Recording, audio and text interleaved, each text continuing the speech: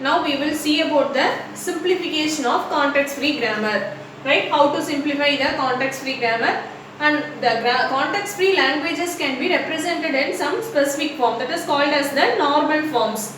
Here we are going to see about two different normal forms.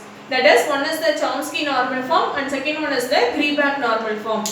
Before going to converting the grammar into CNF or GNF, we have to do simplifications. Right? What are the simplifications here we are going to do means, first one is the elimination of epsilon production.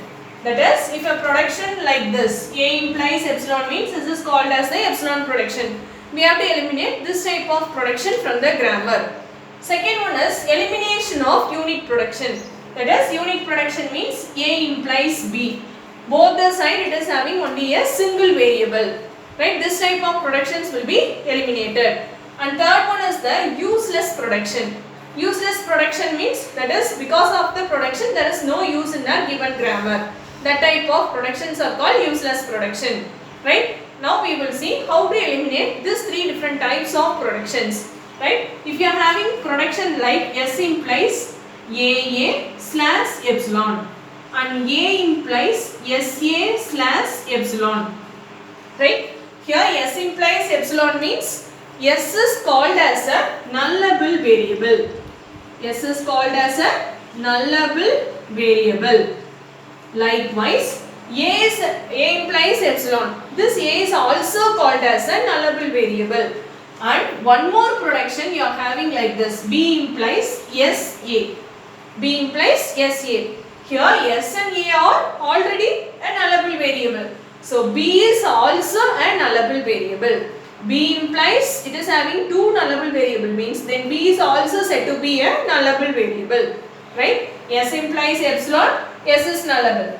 Because of the production A implies epsilon, A is nullable. Here S and E are already nullable. Then the production B implies SA means B is also nullable. Right? After, for eliminating the epsilon production, how to rewrite this production means S implies AA. This is epsilon production. We are going to eliminate this type of production. So S implies AA given production slash replace this A by epsilon. What will happen? This A is replaced by epsilon means the remaining symbol is A alone. Right? So S implies AA slash A. Next one is A implies SA. SA slash eliminate this production and replace this S by epsilon. What will happen? A implies A alone. If this is replaced by epsilon, A implies A. Third production is B implies SA. B implies SA slash substitute epsilon for S alone. First we will substitute epsilon for S alone. Then it is equal to A. If you are substituting epsilon for A alone, then it is equal to S. This is the set of productions or grammar after eliminating the epsilon production. Right? That is, first we have to identify the nullable variables. Next, replace the nullable variables by epsilon. Right? Next one is the unit production. Unit production means on both the sides, especially on the right hand side, if it is having a single variable. The productions always it is having single variable in the left hand side. But on the right hand side, it is having the combination of variables and terminals. Right? SM A implies B means this B is called as a unit variable. This unit variable will be replaced by their respective production. Right? Here consider B implies A and B implies S. B implies A and B implies S are unit productions. These are unit production. How to eliminate this unit production means B implies instead of A replace this by A production. Here what are the A productions? SA slash A. B implies S. Instead of S replace this by AA slash A. That is S production. Now these two productions are eliminated by this set of production. Right? This is after eliminating the unit production. This is called elimination of unit production. And next one is the useless production. Elimination of useless production. Useless production means what are symbols which are called as useless means if a symbol is non-generating. If a symbol is non-generating or if a symbol is not reachable, non-generating or not reachable, then the symbol is said to be useless symbols. Non-generating and second one is not reachable, then the symbols are said to be useless symbols. Non-generating means that is the string variable that does not lead to a terminal. Variable that does not lead to a terminal is called as a non-generating. Right? Here B implies SA. Right? Consider this, B implies SA. For S, here there is no terminal production. For A also, here there is no terminal production. Right? So never B can be replaced by a terminal. This type of variables are called as the non-generating symbol. Next one is not reachable. If a symbol is not reachable from the start symbol, then it is called as the not reachable symbol. Like what we have seen at DFA. A state that is not reachable from the start state is called as the not reachable state. Like the same here, if a symbol that is not reachable from the start symbol means that it is called as the not reachable symbol. These two types of symbols are considered as useless symbol, and this will be eliminated in the grammar before going to the normal forms. Right? These are the eliminations of epsilon production, unit production and useless production. Now we will see an example problem. Consider eliminate epsilon production, unit production, useless production from this grammar. Here first production is S. In this we are having epsilon production. S implies epsilon. So the nullable variable. The nullable variables are S is a nullable variable. Next C implies epsilon. We are having production, C implies epsilon. So C is also nullable. Next A implies C, B implies C. Because of this production, A and B are also called as nullable variables. Right? S, C, A, B are nullable. Here S, A, B, C are nullable. D implies either A or B. Both A and B are already identified as nullable variable. So D is also called as nullable variable. D is also called as nullable variable.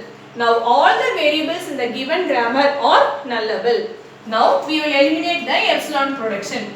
S implies given productions are A, B, slash. Here replace this nullable variable A by epsilon. Then what will happen? A substituted by epsilon means remaining as AA. Here replace this B by epsilon. Then it is equal to BB. Right? Next for A, we are having only single C.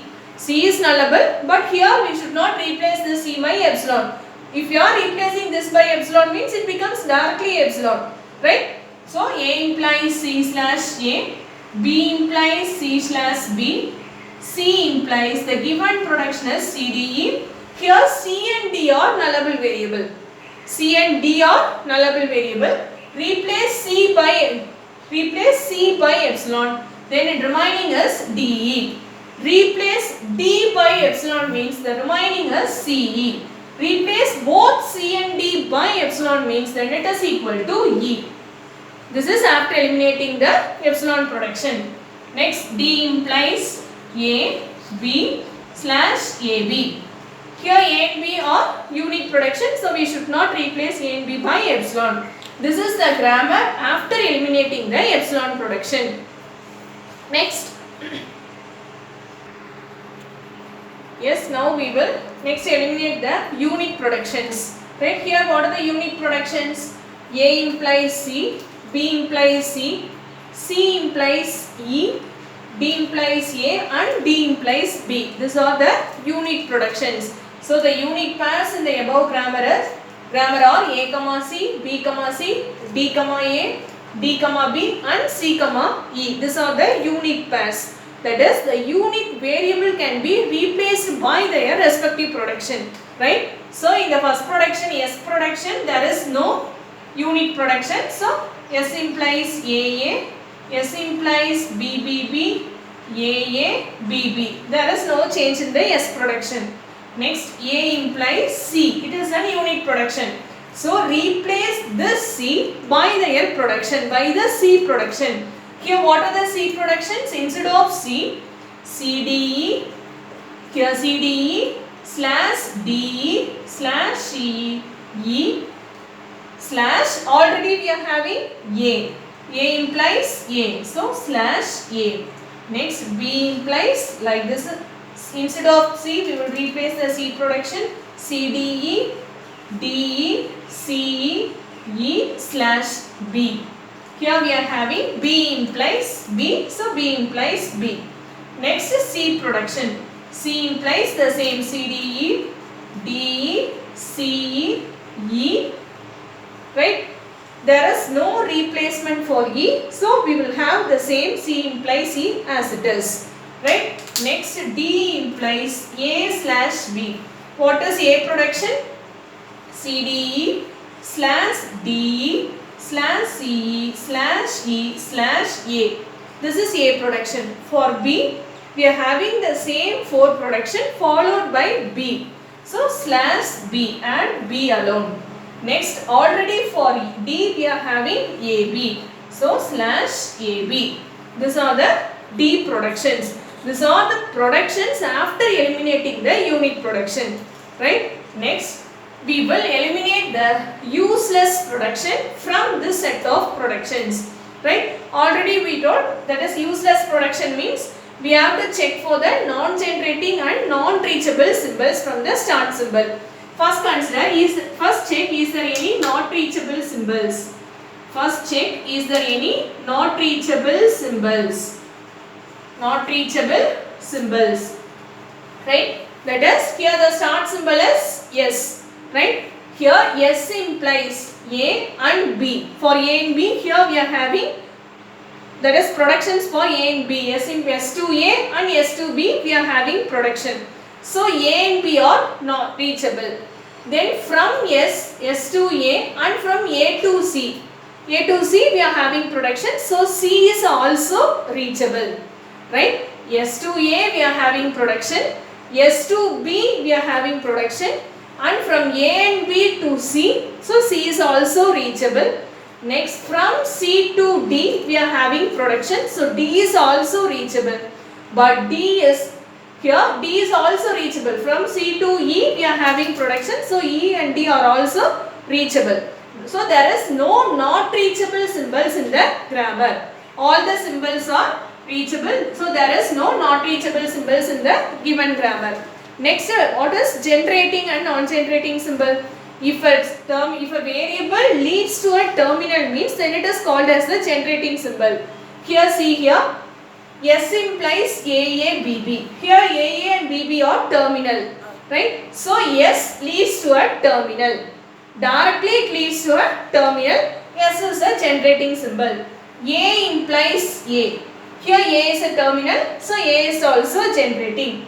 B implies B. B is also generating.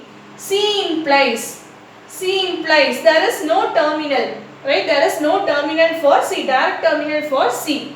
Right? If you are having any indirect replacement for C, CDE, here C and D will be replaced by terminal, but for E there is no terminal replacement.